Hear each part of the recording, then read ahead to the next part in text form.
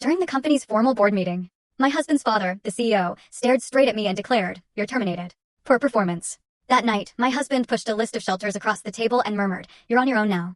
I left in absolute silence. Days later, he and his father flooded my phone with 78 missed calls after learning who I really was.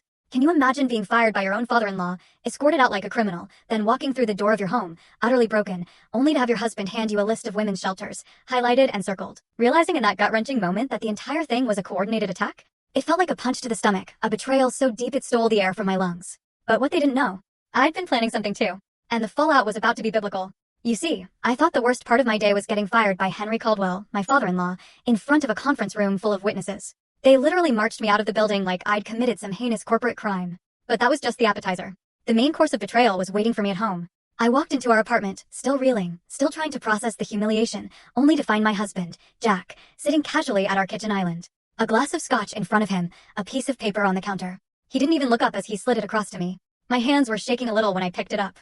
It was a printed list of women's shelters in the city. Each one highlighted in yellow, one circled with a note in his own handwriting, closest to the metro line. "Now that you're unemployed," he said, his voice flat, emotionless, like he was discussing the weather. "This arrangement doesn't work for me anymore." In that instant, my entire world tilted. The air in the room felt thick, suffocating.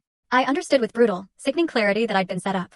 They'd both planned this, father and son, working together, to discard me like some quarterly report that didn't meet projections. They wanted me gone. They wanted me to disappear. But they had no idea who they were dealing with.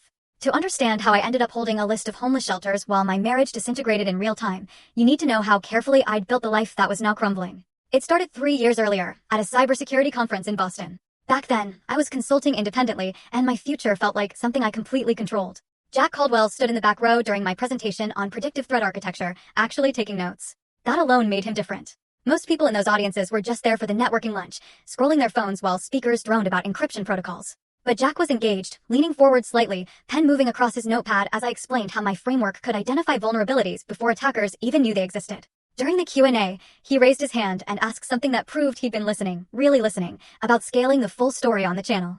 Link below. Click now and watch what happened next.